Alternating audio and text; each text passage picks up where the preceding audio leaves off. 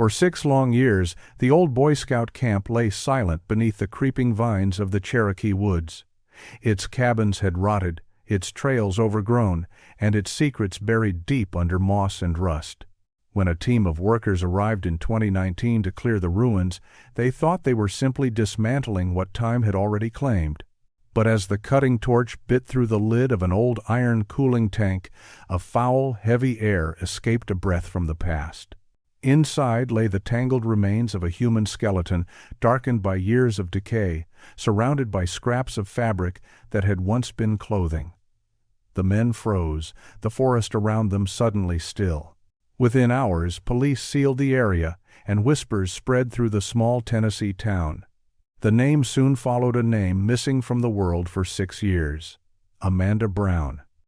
6 years before the discovery, the name Amanda Brown meant little beyond her small circle of family and friends in Knoxville, Tennessee. She was 29, an ordinary woman in most respects, quiet, methodical, a lover of solitude and open skies. But the wilderness had always called to her in ways few understood. As a child, she'd memorized the shape of ridgelines and traced streams on old maps the way other girls followed fashion pages. Hiking was not an escape for her. It was a rhythm, a conversation with the land that steadied her mind after long days in the office. Those who knew her described her as prepared to a fault. She never stepped onto a trail without a plan, a weather check, and a tidy list written in her slanted, looping handwriting. She owned maps of every major route through the Cherokee National Forest, their folds softened by years of use. Her father had taught her to navigate by compass, her mother to respect the quiet menace of the mountains. To Amanda, the forest was neither friend nor foe. It was a challenge, one that demanded competence and humility in equal measure. That July of 2013 had been a blistering one across the South, but in the higher slopes of Cherokee, the air was cooler, the evenings thick with the song of crickets. Amanda had just completed a demanding work project and wanted a few days alone before returning to city life. She spent the week before the trip preparing with the precision of a soldier. Her tent seams were resealed, her first aid kit replenished, and her new hiking boots broken in on local trails. She laid out freeze-dried meals for 5 days, a small reserve in case of delay, and checked the batteries on her torch and satellite phone. To her, organization meant safety. There was comfort in every checked box and folded list. Her destination was a lesser-known route on the Deer Creek Trail, a path rarely taken by casual tourists, steep and twisting through a portion of the forest known for its ravines and shifting fog. She planned to spend 4 days crossing the trail, camping along the way before looping back to her car. Amanda wasn't reckless. She simply preferred silence over chatter, and the deeper trails promised exactly that. On the evening of 22 July, she called her mother from a small motel near the forest border. The call lasted 15 minutes, filled with the easy reassurance of a daughter who wanted her mother not to worry. She spoke about the weather forecast, clear skies, no storms expected, and listed her checkpoints once more. She promised to be home by the 27th, adding with a laugh that she'd call the moment her phone found a signal again. Her mother remembered her voice as calm, confident, happy. It was the last time anyone heard it. At dawn the next morning, Amanda parked her silver sedan at the Deer Creek trailhead. The air was crisp, carrying the resinous scent of pine and damp soil. A middle-aged hiker finishing his morning walk saw her step out of the car, tighten the laces on her boots, and adjust the straps of her backpack. She gave him a polite nod before vanishing into the trees. He thought little of it at the time. Hikers came and went every day. That brief encounter would later become the final confirmed sighting of Amanda Brown alive. For several days, nothing seemed amiss. Her family knew that mobile reception in the Cherokee National Forest was patchy at best. When the 27th passed without a call, they told themselves she was probably delayed by weather or had decided to extend the trip by a day. But as the sun set on the 29th and still no word came, her mother's unease hardened into panic. She phoned the county sheriff's office, giving every detail she could recall: the make of the car, the planned route, the expected return date. By the following morning, search teams were assembled at the Deer Creek trailhead. Amanda's car was still there, locked, a folded map on the passenger seat, and an empty water bottle beside it. There were no signs of disturbance, no footprints leading away from the gravel verge. To the sheriff's deputies, it looked as if she had parked only a few hours earlier, but the absence of movement around the vehicle told a darker story. Amanda had gone into the forest and, for reasons unknown, had not come back. The search began with optimism. Over the next week, the search widened. Teams scoured abandoned cabins, hunting lodges, even shallow caves. Divers were sent into nearby lakes, their torches glimmering under green water. Nothing. No backpack, no tent, no trace of a campfire. The silence grew heavy. What troubled the rescuers most was not what they found, but what they didn't. When hikers get lost, they leave signs: broken branches, dropped gear, footprints. Amanda had left nothing. Her disappearance began to gnaw at the community. Local news stations covered the case, showing her smiling photo beside the words "Missing in Cherokee Forest." Residents joined the volunteers, driven less by duty than by disbelief. A woman so careful, so prepared, could not simply vanish, but the forest swallowed its secret whole. By 8 August, after 10 days of unbroken searching, the operation was scaled down. The official line was pragmatic: resources exhausted, probability of survival minimal. Her family refused to give up, printing flyers, contacting media outlets, and organizing their own smaller searches. Yet each passing week made the hope thinner, more brittle. The Cherokee National Forest stretched over 600,000 acres, an ocean of trees, ridges, and mist. A single person could disappear there forever. Months turned to years. Her silver sedan was towed away, the maps and empty bottle cataloged and boxed. The case moved from active search to the cold case files in the sheriff's office. Every so often, a hiker would claim to have found something: a piece of fabric, a scrap of metal, but nothing ever matched. Amanda's name lingered in local memory, a story mothers told their daughters about the forest's hidden dangers. For her parents, the not knowing became a form of slow torture. Each season that passed without news deepened the sense of unreality. Birthdays, Christmases, and anniversaries blurred together, each one an echo of the same unanswered question: where had she gone? The mountains gave nothing back, their slopes indifferent to human grief. In the years that followed, rumors sprouted like weeds. Some said she must have fallen into a ravine too deep to be found. Others whispered about wild animals or stranger possibilities: a hermit, a hunter, a drifter. But no theory held. Even the trained search dogs had failed to trace her beyond that creek bed. It was as if Amanda Brown had stepped off the face of the earth. And so, for 6 long years, the story of her disappearance became another of the Appalachian myths, half-remembered, softened by time, retold in campfire murmurings. Until one autumn morning, when a crew of workmen lifted the lid of a forgotten tank in an abandoned Boy Scout camp, and the forest at last began to speak. By the second week of August, 2013, the hope that Amanda Brown might walk out of the Cherokee National Forest alive had begun to fade. The air in the temporary command post at the trailhead was thick with the smell of sweat and coffee, maps pinned to every surface, each one marked with highlighter and red string. Deputies, rangers, and volunteers moved in silence now, their optimism worn down by the unchanging forest. Every day looked the same: another sunrise over the same ridgelines, another sweep through the undergrowth that yielded nothing but silence. The search operation had started with precision.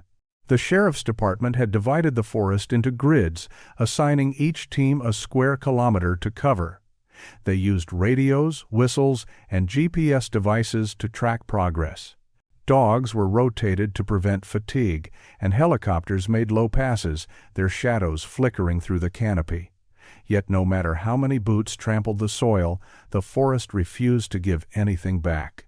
"It's like she was never here," one of the rangers muttered, staring at a map as if sheer will could make a clue appear. The days stretched on. The forest floor, softened by summer rain, should have captured impressions of movement, a propture boot print, a broken branch, but it offered none. Even the birds seemed to avoid the search parties, their songs replaced by the mechanical hum of generators at the base camp. Journalists arrived, hungry for drama, but the sheriff's press briefings grew shorter with each passing day. There was simply nothing to say. For Amanda's family, those were days lived in a fog of disbelief. Her mother refused to leave the search site, standing by the trailhead for hours, clutching a photo of her daughter laminated against the rain. Volunteers brought her tea and soft words, but she rarely responded. Her husband, quieter by nature, channeled his grief into logistics, checking maps, organizing food for the search teams, asking questions the deputies could not answer. When one of the rescuers suggested scaling back the search, Amanda's mother shook her head. "Not while the forest is still here," she said. As days turned to weeks, the operation transformed from a rescue mission into an investigation. Detectives began combing through Amanda's personal life, looking for something, anything that might explain her disappearance. Her phone records were checked, bank accounts reviewed. There were no large withdrawals, no suspicious messages, no sign of a planned escape. Her social media accounts were frozen in time, a snapshot of a life abruptly interrupted. She hadn't been running from anything. When logic failed, speculation filled the gap.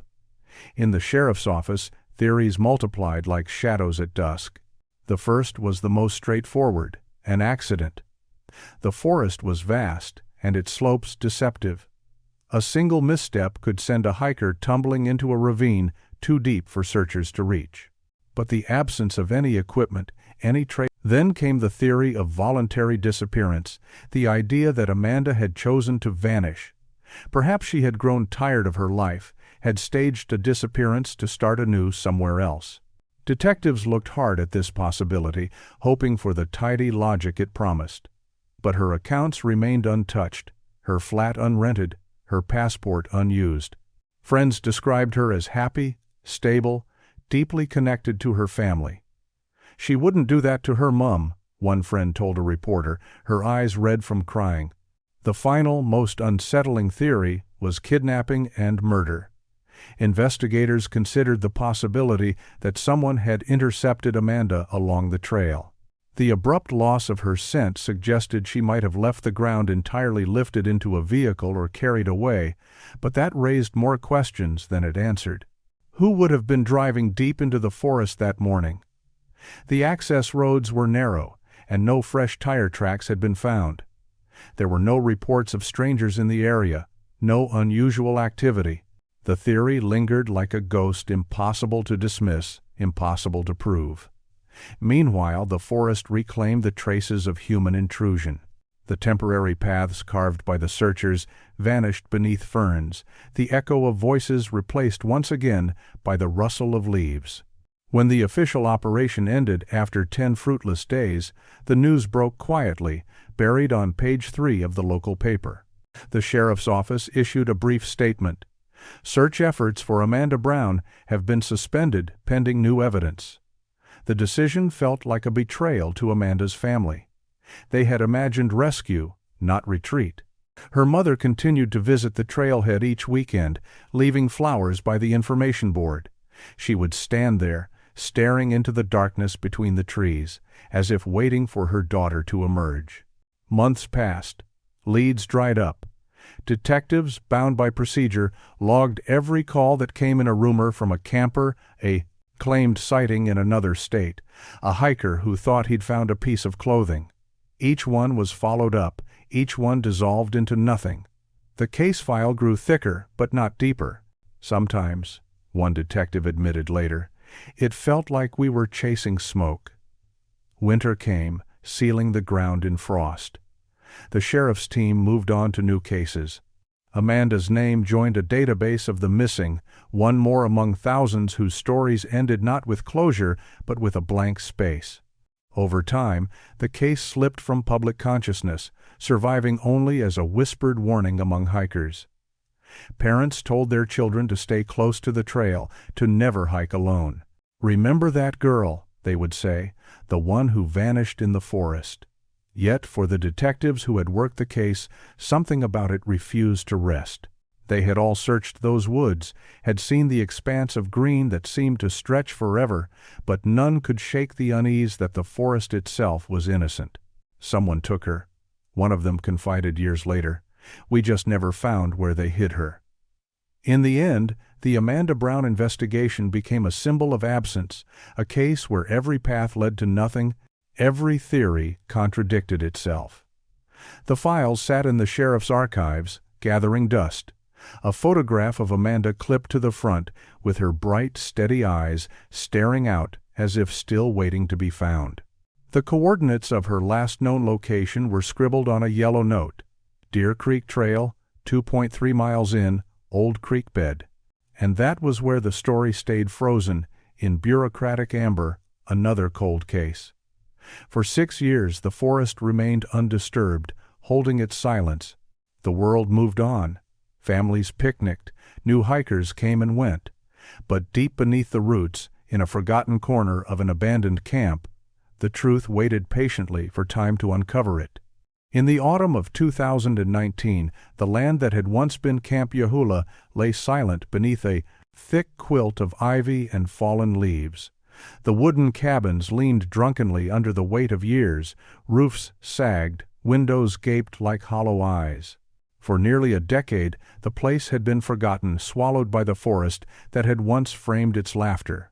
When developers bought the land, they saw only derelict timber and rusted plumbing. The workers sent to clear it came armed with heavy tools, not history.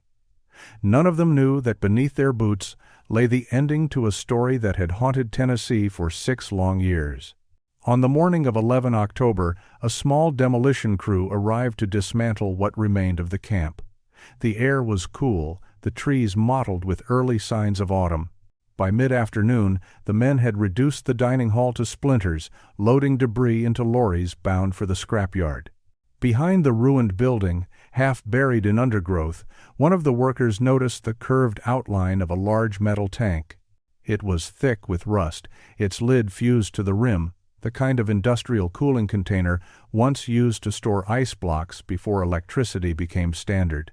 The foreman decided to remove it to clear the land properly, but when the detectives from the county sheriff's department arrived first, followed by forensic specialists and a coroner's van, the old camp, long abandoned, was now a crime scene. The forensic team worked carefully, treating the discovery not as a relic, but as a sealed capsule, a preserved moment of violence. Photographs were taken from every angle. Each item, every thread of fabric, every bone fragment was logged, numbered, and removed in sequence. At the bottom of the tank, beneath a layer of decomposed leaves and debris, lay an almost complete human skeleton. Around it were remnants of thick denim, traces of a shirt, and a pair of hiking boots whose soles, though degraded, still showed a recognizable pattern. For the investigators, the implications were immediate. Few missing persons matched the location or description, but one case lingered in local memory. Amanda Brown, last seen 6 years earlier in this very forest. Her car, her route, her disappearance, all still on file. Detectives pulled the archived documents and compared every detail. The age, height, and clothing were consistent. Dental records were requested, and within days, the forensic laboratory confirmed what many had already suspected. The skeletal remains found in the tank belonged to Amanda Brown. The confirmation sent a ripple through the small community. For 6 years her name had hung like a question. Now it had an answer, though not the one anyone had hoped for. The case, long frozen in bureaucratic limbo, was reopened no longer a disappearance, but a murder. At the state medical examiner's office, pathologists worked methodically through the bones. There were no fractures suggesting a fall, no evidence of sharp or ballistic trauma. But when they examined the hyoid bone, a small horseshoe-shaped structure in the neck, they found a thin fracture running along its edge. It was a subtle mark, easily missed, but to an experienced forensic eye, it was unmistakable. The classic signature of strangulation. Amanda had not died by accident. Someone had killed her, then sealed her body in the tank to hide it from the world. The discovery reignited a case that many had given up on. Detectives began reconstructing Amanda's final movements, combing through witness statements from 2013. The location of the tank offered a crucial clue. The abandoned Camp Yahula had not been part of the original search area. It lay several miles east of the trail Amanda was supposed to have followed. That raised an immediate question. How had she ended up there, and who had led her to it? Attention soon turned to those who had once known the camp intimately. Records showed that the site had closed in 2011 due to financial strain. Dozens of seasonal staff had worked there over the years. Counselors, caretakers, instructors. Most had moved away, but one name recurred in interviews: Martin Gray, a longtime wilderness survival instructor who had stayed in the nearby town even after the camp's closure. He was known locally as a loner, a man of the woods who kept to himself. He knew every path, every hidden corner of the forest, and would certainly have known about the old refrigeration tank. When detectives visited him, Gray appeared calm, almost indifferent. He acknowledged working at Camp Yahula for 15 years, but claimed he hadn't set foot there since it closed. When shown a photograph of Amanda, he shook his head. "Never seen her," he said. He offered a vague alibi that he'd been doing repairs at home the week she vanished, but no one could confirm it. His story, while not incriminating, was thin. A warrant was obtained to search his property, a small wooden house surrounded by unkempt grass and tools rusting on the porch. The basement smelled of damp and oil. At first glance it seemed ordinary boxes of old camping gear, shelves of manuals and rope, but in a locked chest at the back of the room, investigators found something that changed everything. Wrapped in a flannel shirt was a digital camera, coated in dust but intact. Its model and serial number matched the one Amanda's family had reported missing in 2013. The device was sent to the lab, where technicians managed to recover data from the memory card. Hundreds of photos appeared: Amanda's travels, mountain views, small domestic snapshots. Then came the final series, time-stamped 23 July 2013. The dense green of the Cherokee forest, a glimpse of the trail, then a sequence of blurred images, leaves, soil, motion. It looked as though the camera had been dropped during a struggle. The last photo was little more than a smudge of light and shadow, but for the investigators it was enough. It proved she had reached the forest alive, and that whoever now owned the camera had been there when she vanished. Confronted with this evidence, Martin Gray's composure fractured. He denied the charges, then fell into silence. The camera, paired with his knowledge of the camp's layout and his proximity to the crime scene, was enough for an arrest. He was charged with the kidnapping and murder of Amanda Brown. As the case moved to trial, the prosecution presented a grim but coherent picture. Gray, familiar with every inch of Camp Yahula, had likely encountered Amanda along the trail, perhaps offering help, perhaps appearing as a fellow hiker. Whether by deception or force, he had brought her to the abandoned site he knew so well. There, away from prying eyes, he strangled her. The tank, welded shut and buried in foliage, offered a perfect hiding place, airtight, concealed, known only to someone who had once worked there. In the courtroom, the evidence spoke louder than motive. The camera, the matching serial number, the forensic results, all formed a chain too strong to break. The jury needed little time to deliberate. In early 2020, Martin Gray was found guilty of first-degree murder and sentenced to life imprisonment without the possibility of parole. For Amanda's family, the verdict brought a measure of closure, but no comfort. They had lived for years in the suspended agony of uncertainty, imagining her lost or wandering. Now they knew she had been buried within miles of where they had searched, hidden by rust and silence. When the news broke, locals returned to the forest trails, some laying flowers at the entrance to the old camp, others simply walking in silence. The story of Amanda Brown became more than a crime.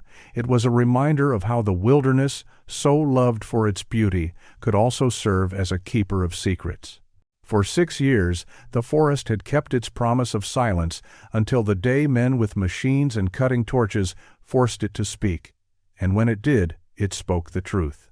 When the verdict was read, the courtroom was utterly still. Martin Gray stood, expressionless, as the judge pronounced a life sentence, his fate sealed by the same silence that had hidden his crime for 6 years. Outside, rain swept across the courthouse steps, soft and relentless, washing away the footprints of those who had come to witness justice. For Amanda's family, it was not triumph, but release, a quiet end to a chapter that had defined their lives. They finally had answers, but answers did not bring her back. The forest that had swallowed Amanda now seemed to mourn her in its own way. Camp Yahula was dismantled, its rusted tank removed, the land cleared for new growth. Yet those who walked the trails of Cherokee National Forest spoke differently now. They said the trees carried whispers, that the wind moving through the pines sounded like someone breathing just out of sight. In the end, Amanda's story became more than a crime solved. It became a reminder of how time can preserve both truth and guilt, waiting for human hands to uncover what nature keeps. The forest had been a witness, patient and indifferent, its silence both shield and accomplice. And when it finally gave up its secret, it did so without mercy, offering only the cold honesty of decay. Justice, though delayed, had come. But in the stillness of those Tennessee woods, the echo of what happened there would never truly fade.